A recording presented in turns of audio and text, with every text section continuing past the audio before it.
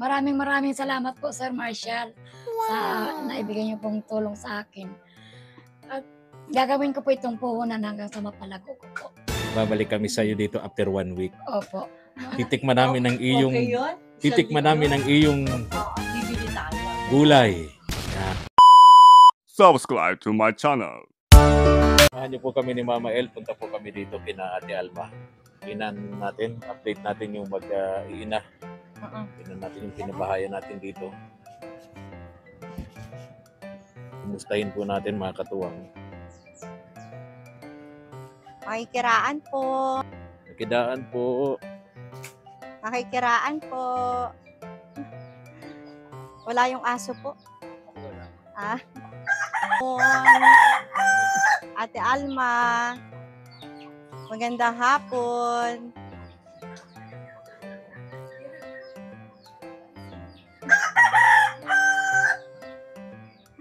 Ayan. Bless. Wow, may mga halaman. Hello, Bea. Oh, may mga halaman na ikaw dito. Ganda.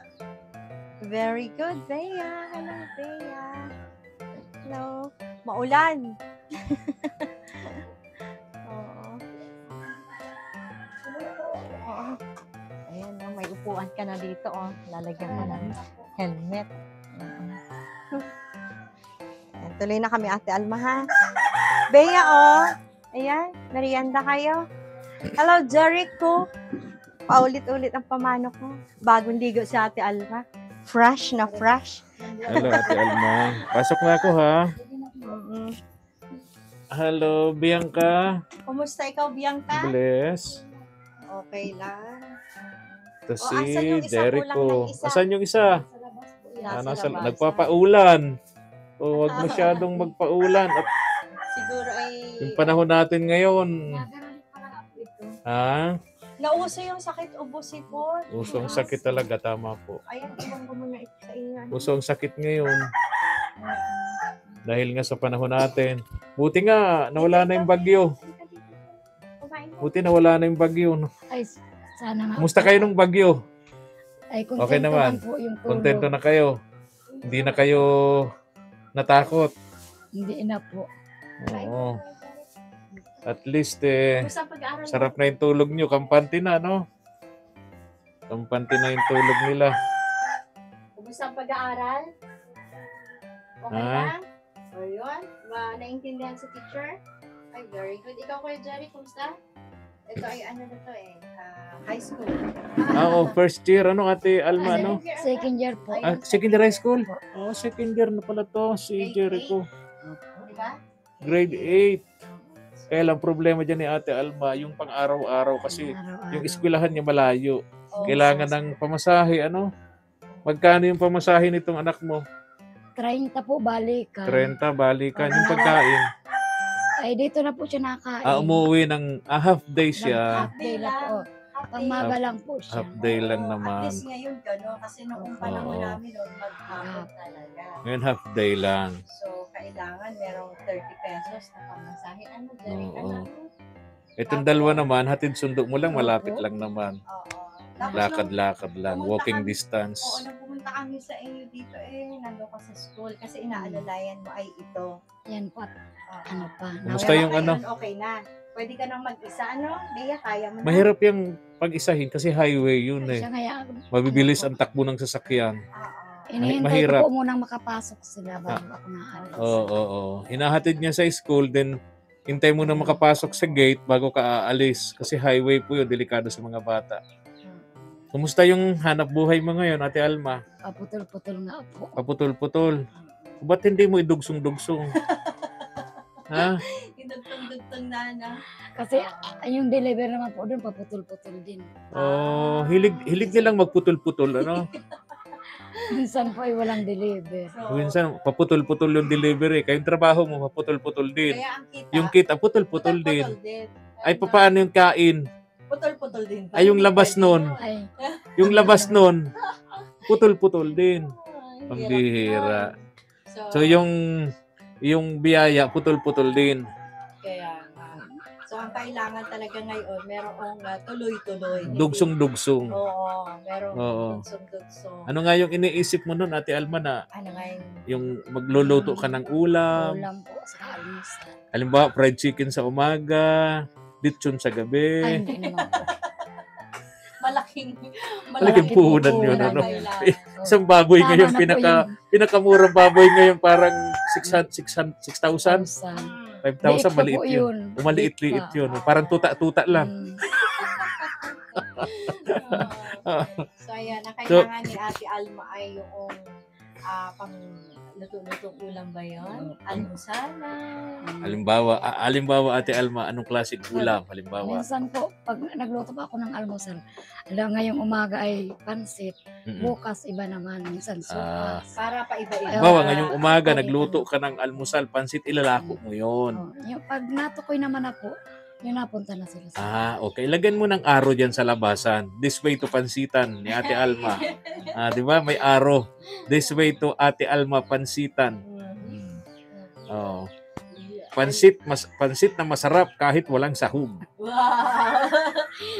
Pwede ba yun? Pwede. Wala. May mga pagpalasa na po ngayon. Oo, kailangan ngayon may pampalasa. Tama. Pag marami kang Nung mga salita, unang malasa. panahon, wala yung mga pampalasa pero malasa, ano? Oo. Sa almusal kasi, Halimbawa, na yan.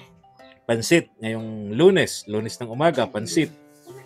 Ilalako mo yun pag nakaalis na sila o Minsan nandyan pa po sila dapat kasi maaga pa. alas 5 pa lang dapat. Yes. Kasi kapag may pasok ang mga bata, maaga pa kumakain na no? Breakfast na. So, pansit sa umaga, tanghali, ulam. Ulam naman. Paano mo gagawin yun? Ay, Hindi ka po, na magtatrabaho dun sa Opo, matutok mo. matuto ka dun sa pagluto. May mga lutuan ka naman dyan.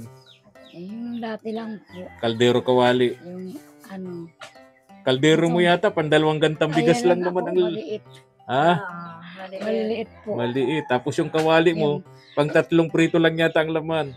So, pa po, natanggal pa yung tangkay. So, kailangan Pambihira. lang meron kang pan-holder. Ang bihira. So, Ang ganun bihira. talaga sakripisyo mo. Sakripisyo, nasa correct. sula. Sabi ko nga po, Tapos, pag- kaunting tiis-tiis muna. Ay, di- Kaya lang sabi nga natin, kung gagawa siya ng mga halimbawa sa umaga, breakfast, sa tanghali ulam, Oo. At least Sa- makalibre na rin ng pang-almusal. sa hapon naman merienda. Oo. Hanggang doon lang naman. So, yung ganyang negosyo, nakakatipid ka na dyan sa mga pang-ulam-ulam nyo. Di ba? Tama, Opo. May tama ako? Tapos, yung tubo po, baka pwede ng pang isa-isang kilong biga. Yan, tama. Kaya pamasahin ni Jerry. Oo. Kaysa naman dito sa itong trabaho mo ngayon na kumikita ka 50 pesos, Putol-putol pa. putol-putol pa. Oo. So Pambaon ito, lang ng kapag dalawa. ito ay nagdire-diretso yung plano mong yan, hindi ka na kikita ng putol-putol. Oo. At saka, at least Nakakaipon-ipon po. Kakaipon-ipon. Lalo siyempre, ma-high school ka na pala. Ayun. Next year, 2 na yata no? Sa grade 6 na po, sa sunod si Maria. Oo, yung Marian. Sunod po, 2 na sila. Oh, mabuti nga at sa awa ng Diyos, tinugon niya yung matagal mo nang ipinagdarasal. Ibinigay niya sa atin si Ma'am Nancy and yung kanyang asawang si Sir William na ipagawa natin tong bahay nyo, no? Sakto na bago tayo dumating sa panahon ng sobrang tag-ulan, Ulan. bagyo-bagyo, no? Ngayon, safe na kayo rito mag-iina. sunod, grabe yung ulan kayo? Masarap matulog. So ngayon, ang pinagpe-pray na lang lagi ni Ate Alma, yung gusto niya talaga hanap buhay. Kasi hindi naman pwedeng may magandang bahay ka, wala ka namang hanap buhay, Wala kang Diba? kakainin. wala kang kakainin. Buti sana kung nagutom ka, titingnan mo lang yung bahay. Mabubusog ka na. Di ba? Siyempre, hindi. Okay lang po sana, kaso ang pinakaano ko po talaga yung pag-aaral niya. Oo. Kasi wala tayong ibang pwedeng maipamana sa mga anak natin, kundi yung kanilang tawag dito, pag-aaral. Yung kanilang magiging magandang bukas kung makapagtapos sila ng pag-aaral. Yan yung sinasabing paulit-ulit na kayamanang hindi na nila pwedeng ibenta o hindi pwedeng manakaw ni numan, no? Tama ka diyan, Ate Alma. Sa hirap ng buhay ngayon, napakahirap ng opportunity, ng oportunidad. Yung nga mga nakapagtapos ng college, hirap makahanap trabaho. Di lalo na yung walang tinapusan, ano? So yung ano na, Ate Alma, Hanap kailangan buhay, ay mayroong araw-araw na kinikita. kinikita. Dugtong-dugtong na, Oo. na ano. Kahit kunti, at Oo, least tapos pag meron, correct. di ba? Dadami din mo. Tama. Ate Alma, ganito ha. Parang hindi ka naman yata, parang malungkot ka. Nakikinig lang po. Nakikinig ka. Ate Alma. Kumusta naman si Tay Tomas? Di nakapunta rito. Parang nabanggit akin ni Tay Tomas, lagi ka daw niyang nakikita doon sa ano, pagka dumadaan ka daw lagi doon sa pwesto niya. Ba't kayo nakikita? Oo. Nakikita. O minsan nga po nakikita ko yun. Inuhulugan ko na lang po minsan ng barya yung ano niya. Yung Lalagyan reaction niya. Nakakatawa po. natatawa. Kawawa naman din. Ano? So, dati lang yung opisina niya. Dati lang yung kanyang tanggapan. Dati lang yung tanggapan. Ate Alma, ito. Ito, may pera dito sa iyo. Kunting halaga lang to na pwede mo na itong mapasimulan. Magluto-luto ka ng nabanggit mo kanina, pansit sa umaga, ulam sa tanghali, mga 2 klase sigurong ulam, gulay-gulay lang muna, no? Pwede mo nang mapasimulan yan. Asan Mama El yung Ayan. pera? Ito Ate Alma, pwede mo naman simula. At malamang kahit ganitong halaga ito, alam ko, nararamdaman ko, mapaparami. Malamang sa malamang. Malamang sa malamang. So, Ate Alma, 1. Bilangin natin. 2. 3. 3,000 pesos. Simulan natin yan. Maraming salamat po sa inyo. Salamat po sa inyo, Kuya Efren, Mama El. Maraming salamat po. Maraming salamat po sa inyo, Kuya Efren, Mama El. At sa ganitong halaga po, makakaumpisa na po ako ng pagluto-luto ng mga papagkunan ko po sa araw-araw. Tulad na. Ng pansit.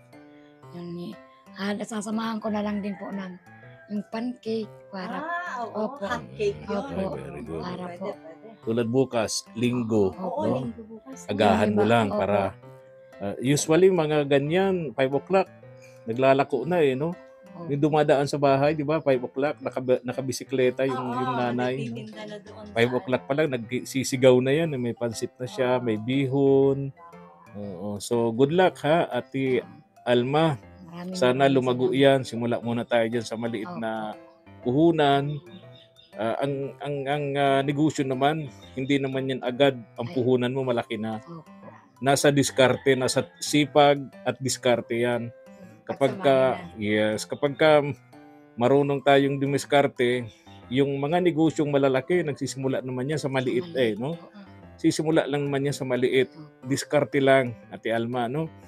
Malay natin, sa sunod na balik namin ni Mama El, makahanap kami ng pandagdag pa dyan, tapos gamit mo sa pagluto. Tama? Opo. Parang lungkot mo. Ate Alma. Hindi naman po ako makatawang malakas at medyo po. Oo nga. Intindihan kita. Basta kami ni Mama El, masaya na. Yung pinapangarap mo, lagi mong pinagdarasal, na magkaroon ka ng maayos na bahay para pagka tag-ulan, di na kayo nagsisiksikan sa isang sulok ng mag-iina. Ngayon, okay ng bahay ninyo, maganda ng bahay ninyo. So, hanap buhay naman, no?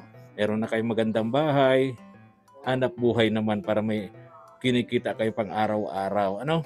Ate Alma, alis na kami. Bye-bye na. Maraming salamat po sa inyong dalawa. Ayan ito ay nanggaling sa magandang kalooban ni Sir Marshall Eugenio Of USA. ng USA. Maraming salamat po, Sir Marshall, sa naibigay niyo pong tulong sa akin. At gagawin ko po itong puhunan hanggang sa mapalago ko po. Babalik kami sa iyo dito after 1 week. Opo. Titikman namin ang iyong Okay yun? titikman namin ang iyong Oo, bibili tayo. gulay. Yan. At iyong pansit. Ayan. Basta surprise lang, darating kami dito sa iyo, Ate Alma ni Mama El. After 1 week, bibisita kami sa iyo rito. Yung titsimpuhan namin na may luto ka dyan. Opo. Para matikman namin ni Mama El yung luto mong itinitinda, inilalako. Dito sa lugar niya kasi, sigurado mabenta rito kasi marami siyang kapitbahay. Maraming kapitbahay. Walang nagluluto. Pansin ko, walang nagluluto eh. Meron din po, kaya lang po baga, yung kanya-kanya. Siyempre, Kanya-kanya pong ano. Kanya-kanyang panlasa. Kapag nagustuhan ng iba na ano, babalik. Masarap din naman yata ang luto nila, pero mas masarap tingin ko yung kay Ate Alma. So, malalaman natin yan Oo, sa ating oo. pagtutulog. So, sa ating pagbabalik. Oo. Sige, Ate Alma, Sige po. alis na kami. Ah, sige Bye-bye. po. Maraming Maraming salamat po. Oh, ingat kayong mag-iina ha. Ingat din po. Jericho, ingat ka ha. Jericho, ingat lagi. Oh, ha? Tulungan si bye-bye Mama na, pag Bianca. walang ano ha, pasok ha. Bianca, bye-bye. Oh, Bianca ha. Bye-bye. Oh. Wala si Ate Maria. Wala si Ate Marian. Nangingikapit Nangapit bahay. Oh, Nasa laya sa labas. mahirap pag ngayon mga bata, uso ang sipon. Oo, Ha? ubot sipon. Nagaling pa lang po yun. Kaya pala. Ate Alma, Labas pa lang. payo ko sa'yo, huwag mo nang uulitin itong ginagawa mong ito. Pansin ko sa'yo. Kada punta ko rito, laging basa ang buhok mo. Mahilig kang magbasa ng buhok. Ate Alma, iligo mo na yan, ha? Naglaba po. Mukha ng mga naamoy shampoo. Ha? Naglaba po kasi ako kanina ay natururan ng ulan. Eh sabi ko, si Ate Alma, mahilig magbasa ng buhok. Nagbasa na ng buhok, hindi pa naligo. Oy, naamoy ko. May ebidensya. May ebidensya. So hindi, May ipinahid siya. may shampoo. Okay. Sige. Ate Alma, babay na. Naamoy ko. May May Amoy shampoo. May sabon. Amoy sabon. Oh. Okay. Alis na tayo. Ayan, maalis na kami. Bye-bye na. Salamat po. Ingat po. Ayun. Baka may iwan ko. Babay na, alis na kami. Ate Alma, ingat kayo dito ha. Isa kami. Thank you for watching.